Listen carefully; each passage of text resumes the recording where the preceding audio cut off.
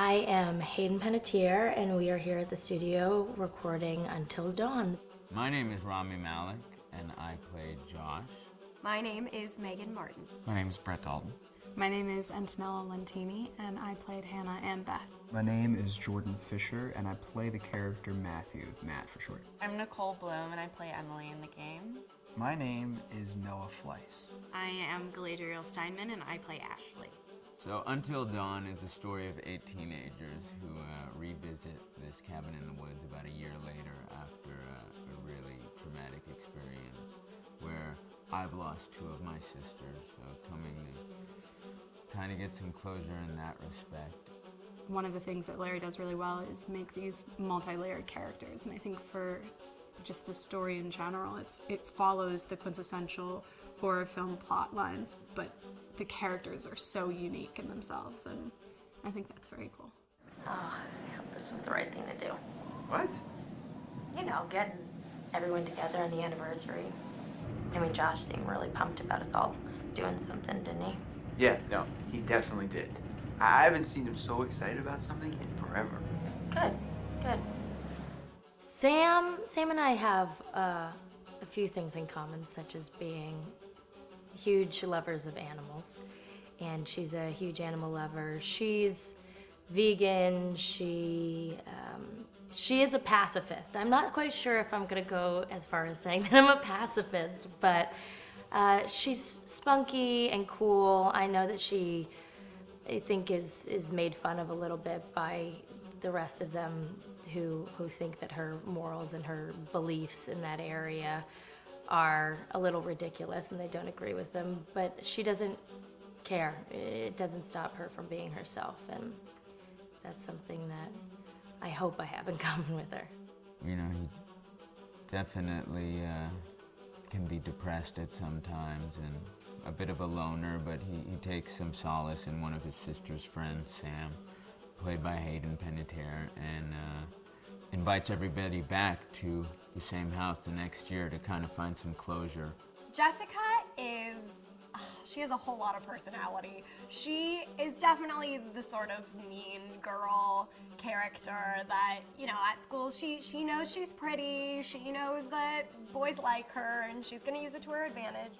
He's got a big heart, and you can tell that that's very evident, especially how he treats his girlfriend, Emily, and, you know, he's kind of a meathead, but in the best way possible. She really knows what she wants, and she manages to get that from whomever it is, whether it be Matt or Mike. You know, she's really driven, and I can definitely relate to that. My character is Chris, and he is what society might consider the nerd of the group, and he kind of embraces it. Ashley she's a little more serious than some of the other girls. She's definitely very intelligent and thoughtful. She kind of looks at the whole big picture of things. She's not quite as geeky as Chris, but they connect in a lot of ways. Mike is like big guy on campus. He's the class president who has some charm and has a brain, and I don't know, people seem to like Mike. He gets away with a lot, though. He can be kind of jerky. The fact that he really just kind of wants everyone to be happy, and he's a people pleaser, and I can definitely attest to being, you know, that guy. I'm always the friend that wants everybody to be happy and wants everybody to be taken care of, and that's definitely Matt. But also, like, this character is just so fun. I rarely get to play the bitch, and so it was really fun to do that. The spirit of things, seriously, what's wrong with you? I'm just trying to lighten the mood, Em. Don't be like that. Like what? The way you're being, you always get like this. I just think this is just the coolest thing to be a part of, and I just think it's going to take the world by storm. I really do. I think this genre is the wave of the future, and I think that once people see the potential behind it, of getting to interact with the drama that you're witnessing unfold in such a realistic way, that this is how entertainment's going to be from now on.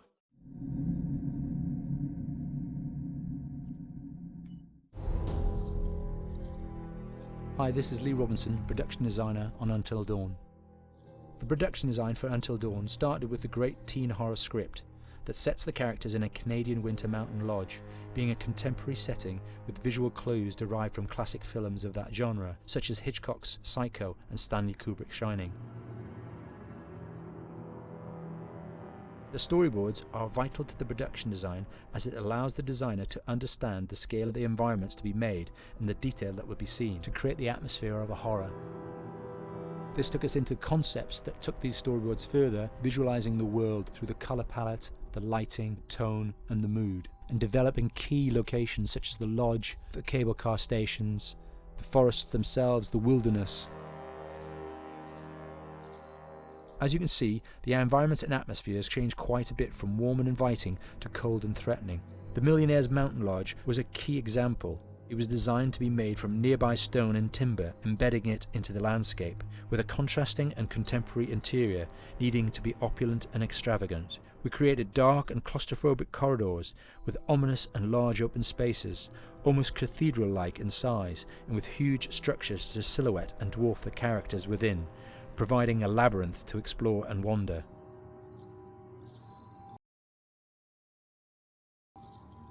Each character was developed with a strong visual identity in mind, with contrasting colours, tones and silhouettes to identify them, each to have their own texture, pattern and shape, so that when they were lined up you could always identify them.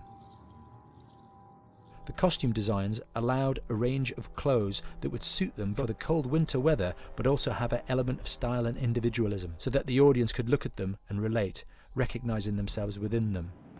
A lady would like to cuddle up with her man by a nice cozy fire bathed in atmospheric mood lighting. Right. It'll get plenty toasty once we're rubbing up against each other. Mike, Yeah. fire and mood lighting.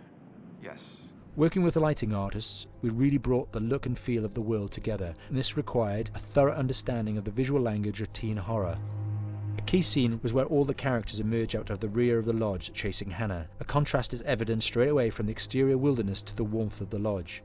The attention to character lighting here is through the bounce and rim lighting, accented colours and composition, creating characters that come from the dark into the light and back again with an emotional effect. Guys, there's someone outside. What the hell? Hannah! What's going on? Where's my sister going? It's fine. She just can't take a joke. It was just a prank, Han.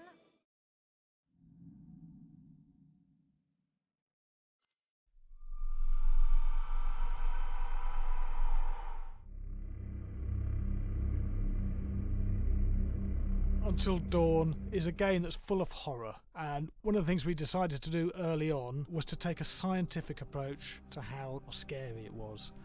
So we did experiments on people and we measured their responses to the game. We've created a test area. It's as close to a home setup as we can get it. We've recruited ordinary people to play the game and we've left them to play it on their own. You're turning the light off.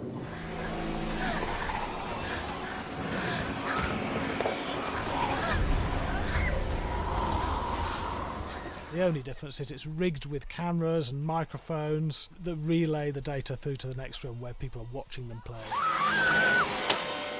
Bracelet here we use for biometric testing. It measures the player's emotional response. It's called a galvanic response sensor. It makes contact with the user's skin and it measures the electrical conductivity across their skin. It's the same principle as an old-fashioned lie detector. When you're stressed, you sweat a little, very sensitive, and picks up tiny changes if the player is feeling anxious or scared. That data's fed back to a testing team, comes through as a graph. I'm so sorry.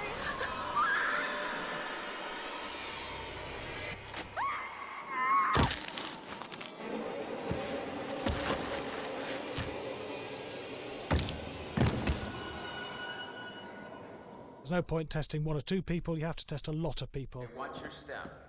When we have a scare that's consistently has a measurable emotional response, then we knew it was good. If it didn't have that, it goes back to the team for improvement. The data doesn't tell us what's wrong with the scare, it only tells us if it's working or not. Wait, okay, so you hear that too, right? Josh, Here we have a chapter relatively early in the game. Weirdly regular. Nothing regular about it. We have to create tension and anxiety in the player so they are ready to receive the scare.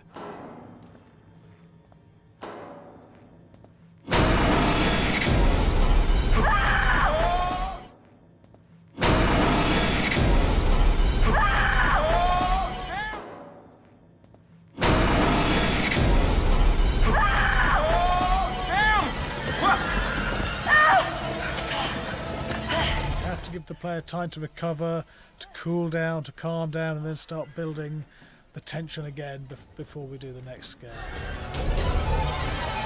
Hey. What? Hey. What the hell? Boom. You just got mugged.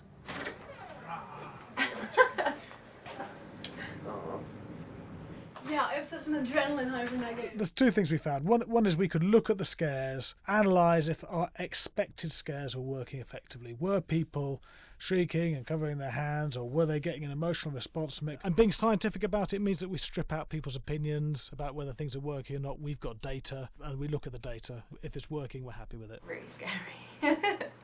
Bit scared and wanting to get away. I actually be maybe a bit scared to play it on my own, but in a room with the lights on, yeah, with some other people as well, yeah, maybe. But because I'm a scaredy cat, I would play with someone in the room. And the lights on. It was one of the scariest games I've played in a long while.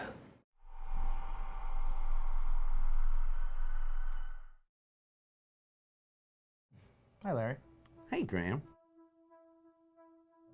Hi, my name is Graham Resnick. I'm a filmmaker, writer, director, sound designer, and I started working with Larry Fessenden about 10, 15 years ago through my friend Ty West, who I grew up with, and have done a lot of sound design with on his films. And he was producing Ty's films at the time, and Ty introduced me to Larry. Larry produced my first feature, and we've written together on several projects. My name is Larry Fessenden. I'm a filmmaker. I run Glass Eye Pix, which is an independent production company out of New York. We make indie movies, a lot of scary movies as well. And I got a call to audition to write this video game.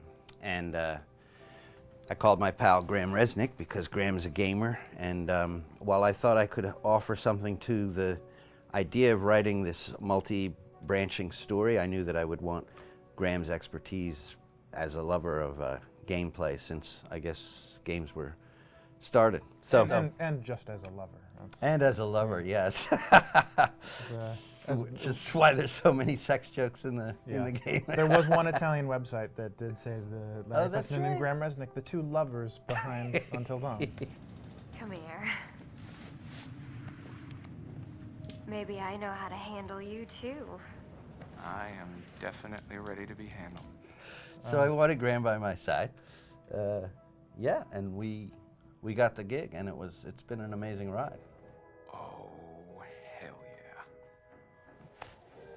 yeah. Oh my god. She's taking her shirt off. What? Oh my god. Matt, what are you doing here? Hannah. I'm sorry, Hannah. Hey, This all don't got out of mind, hand, just but... So in the game, the basic setup is that a year prior to the game's start, all these kids had gone up to a ski lodge that was owned by the parents of one of the kids, or a couple of the kids, and some of the teenagers played a prank on some of the other teenagers, and the terrible tragedy occurred when a few of them, two sisters, ran out into a blizzard, and were never seen from again.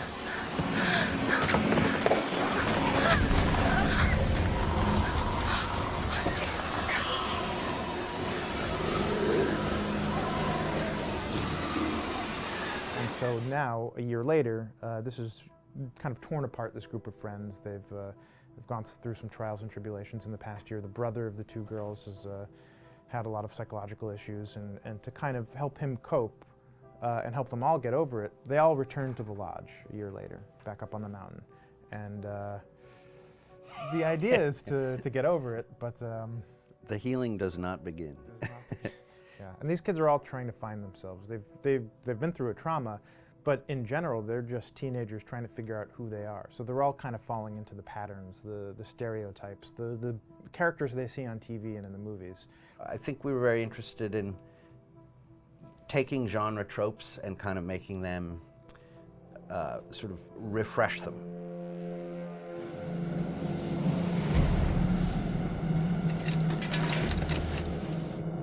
Hey, did you see that? Dad said it'd just be us this weekend. We're familiar with how slasher movies work. You know, most people have seen some horror movies, and we have established notions and preconceptions about the roles of the players in horror movies and how they talk and how they get killed and how they have sex.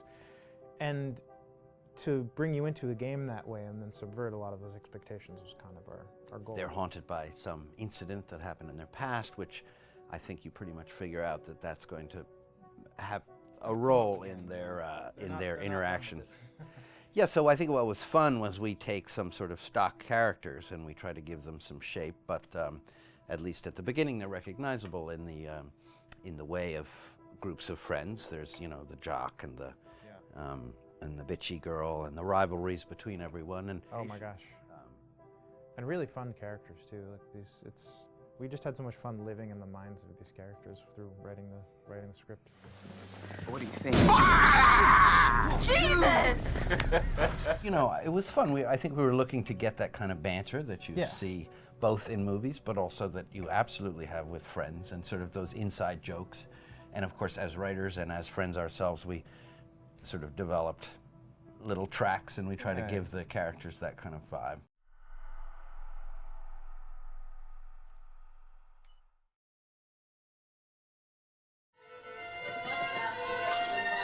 Yeah, fast and violent.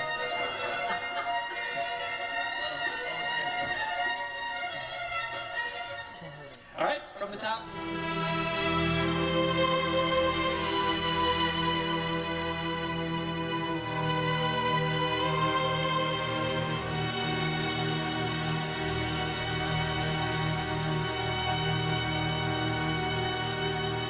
My name is Jason Graves, and I'm the composer for Until Dawn.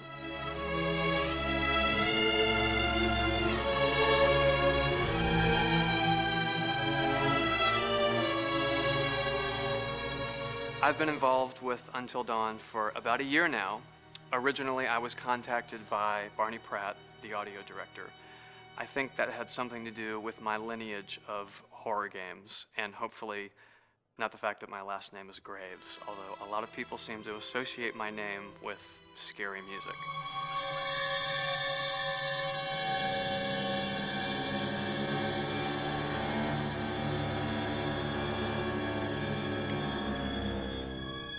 One of the things that was really exciting about working with Barney and the team at Supermassive is they really wanted something unique for the music. They wanted the music to stand out and be a character on its own in the game.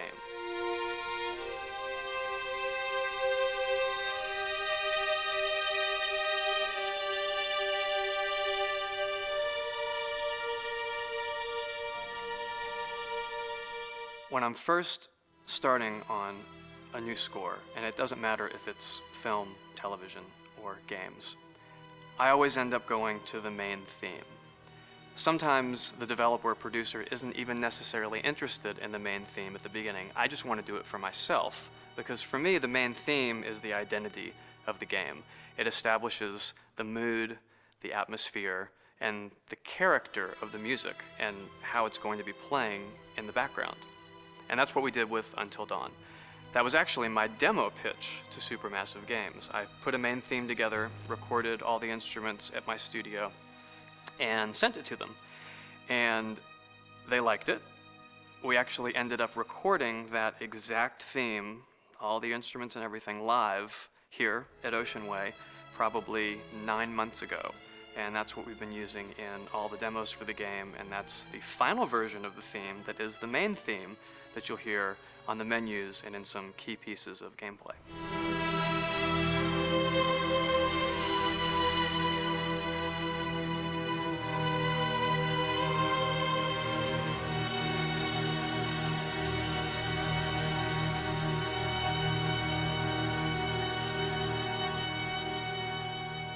I seem to have made a name for myself in horror.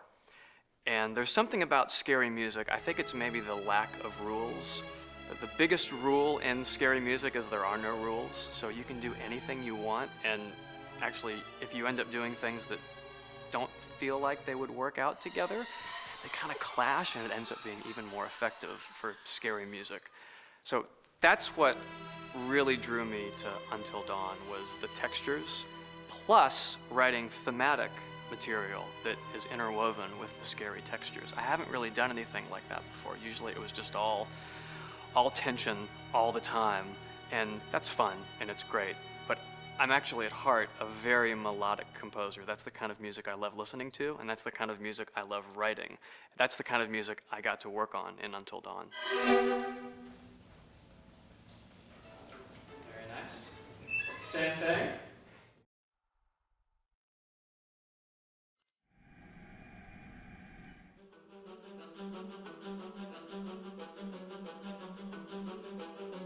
My name is Will Biles, Executive Creative Director of Until Dawn. The first part of getting a believable facial performance in-game is to capture, topographically, the actor's range of emotional expressions as separate versions of the same head. Every tiny nuance gets digitized and merged, effectively creating a model that can recreate every facial movement that the actor makes. Once the topography has been recorded, the actor's performance itself can be captured by using a predetermined set of marker points, drawn precisely on the face, and a high-def helmet cam, wirelessly linked to capture devices. The camera is the small box where it looks like the microphone should be. Outro Sam. Mark. It records in high def the movement of the dots throughout the performance that will drive the expressions captured earlier. Unlike other systems, this form of capture is far less lossy because there are fewer interpretations between performance captured and performance rendered finally in-game. The audio is also recorded via two separate lavalier mics attached to the helmet. It takes a while for the actors to acclimatize to carrying around the recording devices and the helmet cams, but very soon the shoot becomes similar to any other effects shoot or a green screen shoot.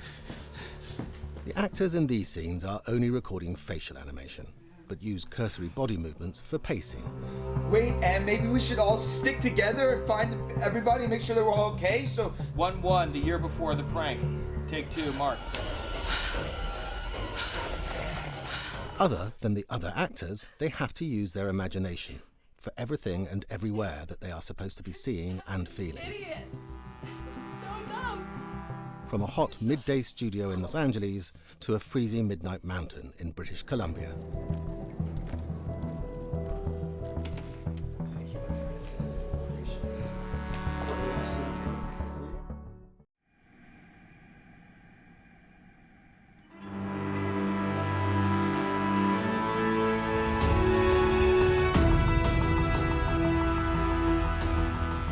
Until Dawn has a dynamic, ever-changing story, the facial performances and the body performances are recorded separately, with different systems.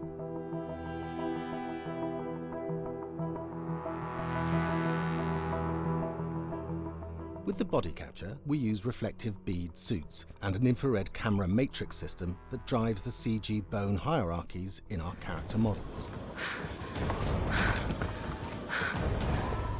These performances cover everything from character locomotion, scene-specific performances, and stunt work, most of which was recorded at studios in Pinewood and Shepperton, near London. Anna! Hello?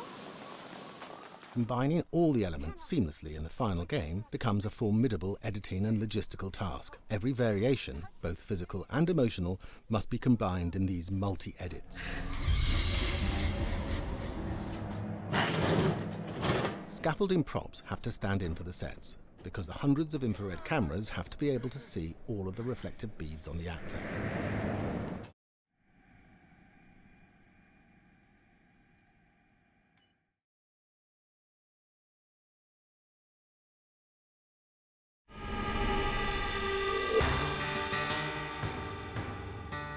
America's Northwoods border region. Within this land of 10,000 lakes and miles of dense timber, a hideous creature is believed to lurk. The North Woods is probably one of the last frontiers in America.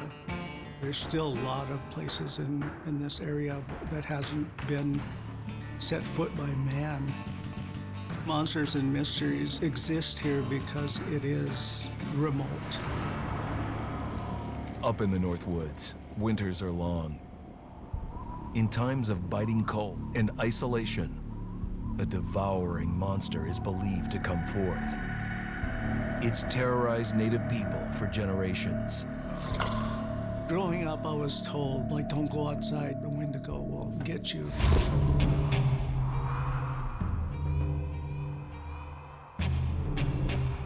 Among the traditions of the northern Algonquin tribes is the Wendigo, a monster that can seize hold of a person to carry out its hunger for human flesh. Many Native Americans fear even talking about this Wendigo, and even the mention of the name will let the Wendigo find out where you are, and it will open you up to be possessed by this Wendigo. The most famous case of a Wendigo possession took place in 1879 in the deep woods outside of Edmonton, Alberta. Swift Runner, a Cree Indian, was a trapper and a guide. He had left town the previous autumn with his wife, 6 children, and his mother. But when Swift Runner returned in spring, he was alone. Swift Runner came into a nearby village telling this heartbreaking tale. I had to watch them starve to death. Of his family being killed by starvation, and that he was the only survivor. My whole family gone. It wasn't hard to understand a family falling victim to a brutal winter. To even not. Yet something was suspicious about Swift Runner. He was a strapping man, and he came into town weighing over 200 pounds. It didn't look like somebody who had just weathered a terrible winter. He wasn't malnourished, didn't look like he was starving. He looked healthier than ever. After a few nights, it became clear that something was wrong. He started having night terrors, screaming in his sleep. I am the Wendigo! Villagers alerted the police. Swift Runner actually guided them back to his winter cabin. When they got there, that's when they saw the true horror.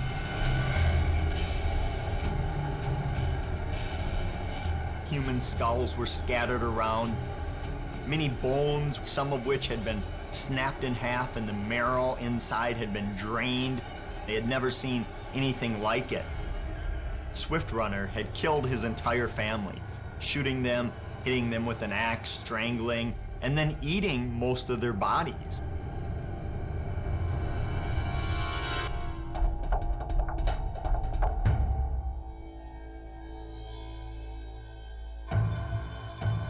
Right up until the moment the noose was on his neck, Swift Runner swore the evil spirit of the Wendigo had possessed him and twisted him into a cannibal killer. When he was on the gallows, Swift Runner himself said, "I am no longer a man."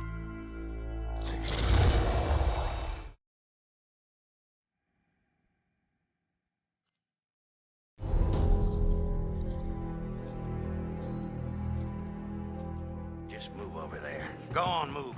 Let me say what I came to say. I'm here to tell you what you're up against being back on this mountain. You should never have returned. I don't know why you did after what happened last year. You mean with Hannah and Beth? Yeah, how could you know without being involved? I don't take kindly to you kids coming up here to my mountain. Your mountain. The mountain don't belong to me, it's true. But it don't belong to the Washingtons. This mountain belongs to the Wendigo.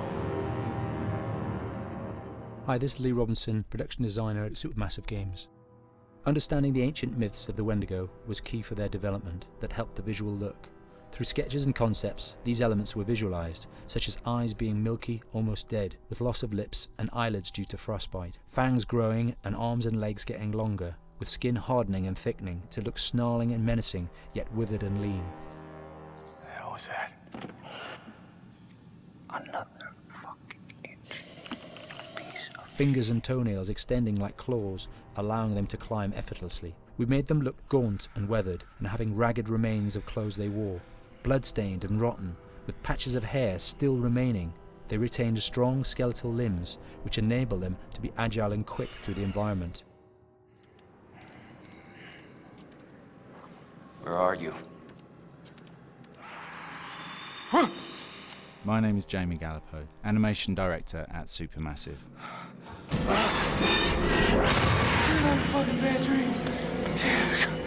The overall direction on the creature was to be very strong, to be extremely fast. We wanted a spider-like movement to the creature. 1 minute scampering to leaping and then crawling, almost instantaneous. And finally, we wanted the creature to have this real, uncontrollable thirst for flesh.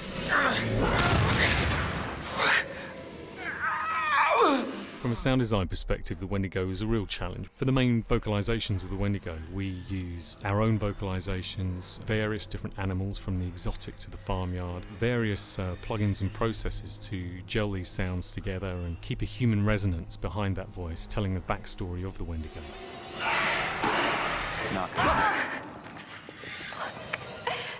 During the chase sequences, the anger of the Wendigo is felt by encircling breaths, screams and screeches that essentially chase you as you're being chased by the Wendigo.